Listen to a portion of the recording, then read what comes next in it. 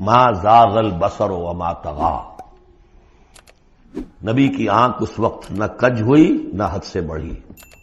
إنه لقرآن كريم في كتاب مكنون لا يمسه إلا المطهرون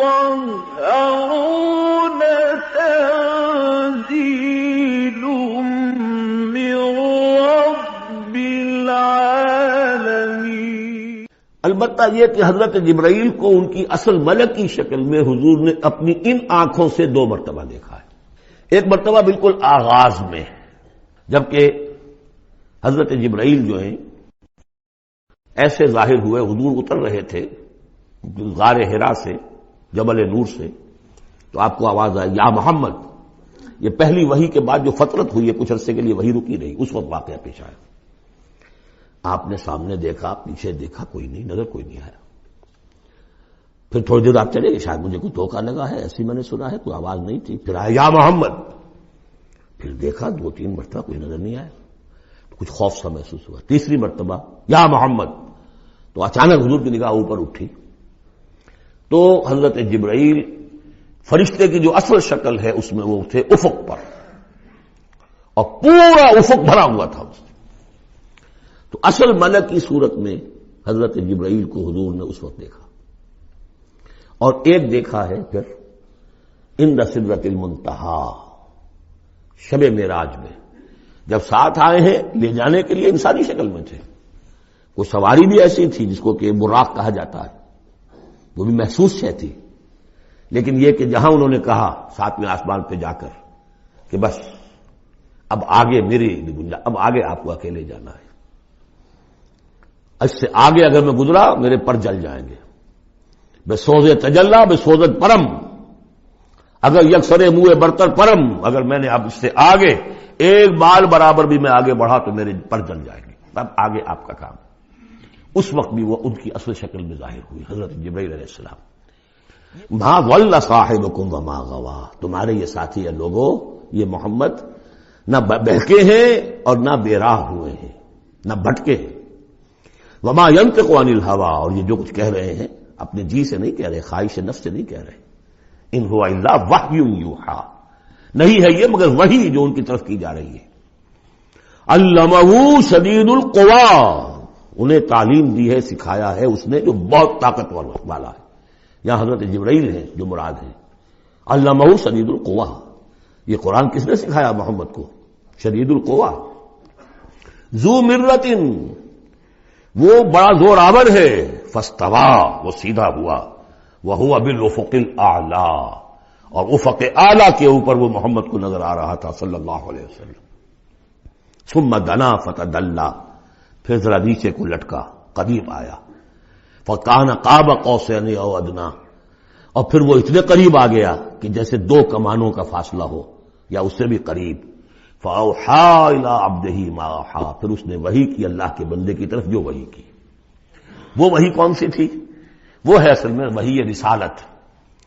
وحی نبوت جو تھی وہ تو شروع میں آ چکی، اس کے بعد یہ فترت ہو گئی تھی، کچھ وقفہ پڑ گیا تھا۔ شروع میں وحی جس سے کہ حضور کی نبوت کا ظہور ہوا ہے وہ تو ہے اقرا بسم ربک الذی خلق، خلق الانسان من علق، اقرا وربک الاکرم الذی علم بالقلم، علم الانسان ما لم یعلم۔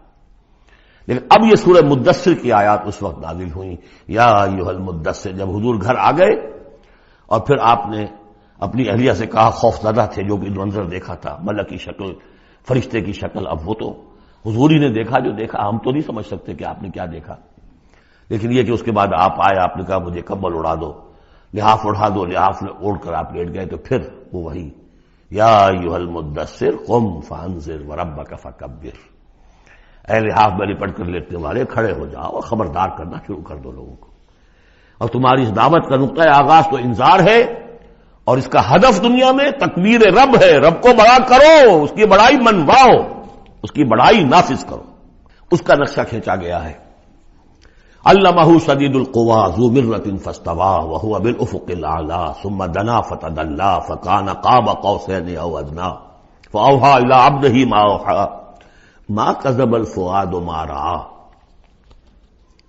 جو کچھ انہوں نے دیکھا ان کے دل و دماغ نے اسے جھٹلایا نہیں، یہ نہیں کہا کہ نہیں یہ کیا ہے۔ دیکھیے ایسا ہوتا ہے کہ کوئی غیر معمولی سی بات آپ دیکھیں تو ایک شخص ہو جاتا ہے میں خواب دیکھ رہا ہوں یا حقیقت دیکھ رہا ہوں۔ آنکھیں نہیں بینے بیداریس تو یارب یا بے خواب، اے اللہ جو میں دیکھ رہا ہوں یا ہم دیکھ رہے ہیں یہ بیداری میں دیکھ رہے ہیں، یہ خواب میں دیکھ رہے ہیں، وہ غیر متوقع چیز۔ لیکن نبی کو کوئی شک نہیں ہوا، ما کذب الفؤاد ما رأى، یکسوئی کے ساتھ دل و دماغ اور جو بھی آپ کی آنکھ دیکھ رہی تھی ان میں کوئی کانفلکٹ نہیں تھا۔ ما کذب الفؤاد ما رأى فتمارونہ علی ما یری، تو کیا تم اس سے جھگڑتے ہو اس چیز پر کہ جسے وہ دیکھ رہا ہے؟ اقبال نے کہا نا کہ قلندر ہرتے گوید دید گوید، جو شخص اپنا دیکھی ہوئی چیز بیان کر رہا ہے تم اس سے جھگڑ رہے ہو، تمہارے لیے تو وہ ایک غیب کی خبر ہے، اس نے تو دیکھا ہے۔ افتمارونہ علی ما یری وَلَقَدْ رَآهُ نَزْلَةً أُخْرَىٰ، اس نے تو ایک مرتبہ اور بھی دیکھا۔ کہاں دیکھا؟ عند سدرۃ المنتہیٰ، شب معراج میں سدرۃ المنتہیٰ۔ کوئی بیری کا درخت ہے، وہ کیسی بیری ہے؟ ساتویں آسمان کی بیری، وہ آخری حد ہے، مخلوق کوئی اس سے آگے نہیں جا سکتی۔ اس سدرۃ المنتہیٰ، منتہا نہایت، حد، جہاں کی حد ہو گئی، وہاں تک حضور پہنچے ہیں، سدرۃ المنتہا تک۔ اندہا جنت الماوا، اور سب سے اونچی جو جنت ہوگی جنت الماوا، وہ اس کے قریب ہی ہے، وہ بھی ساتویں آسمان پر ہے۔ یہ تو درجہ بدرجہ ترقی ہوتی جائے گی نا، پہلی ضیافت جو ہے، پہلی نزل جو ہے وہ تو اسی زمین پر ہو جائے گی، پھر جو ترقی ہوگی اپنے اپنے مدارج، اپنے اپنے مراتب، اپنے اپنے مقامات، اپنے اپنے ایمان کی گہرائی، اپنے اپنے اعمال صالحہ، اپنا اپنا انفاق مال و جان، اس کے حوالے سے درجے ہوں گے۔ اندہا جنت الماوا اذ یغشی السدرۃ ما یغشی، جبکہ ڈھانپے ہوئے تھا اس بیری کو جو ڈھانپے ہوئے تھا۔ اب تمہیں کیا بتائیں کیا ڈھانپے ہوئے تھا، تم نہیں سمجھ سکتے۔ دیکھیے کس طریقے سے اذ یغشی السدرۃ، کوئی انوار الہیہ کا کوئی ایسا نزول ہے وہاں جو زبان میں ادا نہیں ہو سکتا، کوئی الفاظ نہیں ہے کہ جو ان کی تعبیر کر سکے، اس پر انوار الہیہ کا کوئی نزول ہے۔ اذ یغشی السدرۃ ما یغشی، جبکہ چھایا ہوا تھا اس بیری کے اوپر جو چھایا ہوا تھا، جبکہ ڈھانپا ہوا تھا اس بیری کو جس نے ڈھانکا ہوا تھا۔ ما زاغ البصر وما طغی، نبی کی آنکھ اس وقت نہ کج ہوئی نہ حد سے بڑھی۔ یہ دو انتہائیں ہوتی ہیں، ایک تو یہ کہ آپ کسی انٹینس لائٹ کو فیس نہ کر سکے تو نگاہ ہٹائیں گے آپ، یہ جھپک لیں گے، فیس نہیں کر سکتے اگر آپ میں ہمت نہیں، استعداد نہیں ہے۔ نبی کا ظرف اتنا تھا کہ ان انوار الہیہ کا براہ راست مشاہدہ کیا ہے، اور نگاہ آپ کو ادھر ادھر کرنے کی ضرورت پیش نہیں آئی۔ لیکن طغا ایک حد ادب بھی ہوتا ہے جس سے آگے انسان کو نہیں جانا چاہیے۔ نگاہ جو ہے اس نے بے ادبی کی روش بھی اختیار نہ کی۔ علامہ اقبال نے، واقعہ یہ کہ اس آیت کو میں نے سمجھا علامہ اقبال کے ایک شعر سے، اور اکثر و بیشتر لوگ نہیں سمجھ سکے اس آیت کو۔ ذوق و شوق کے نام سے جو ان کی نظم ہے بال جبریل میں، وہ میرے نزدیک ان کے شاعرانہ جو ان کی استعداد ہے اس میں بلند ترین نظم ہے وہ، جہاں تک پیغام ان کا جو ہے امت مسلمہ کے لیے، اس کے لیے ابلیس کی مجلس شورا، وہ کلائمیکس ہے، اور وہ ہے بھی ان کے آخری زمانے کی نظم ہے، سن 36 میں انہوں نے کہی ہے۔ اس کے بعد تو بیماری اتنے رہے ہیں، بہت کم اشعار کہے، لیکن اس میں ذوق و شوق میں ایک شعر ہے، عین وصال میں مجھے حوصلہ نظر نہ تھا،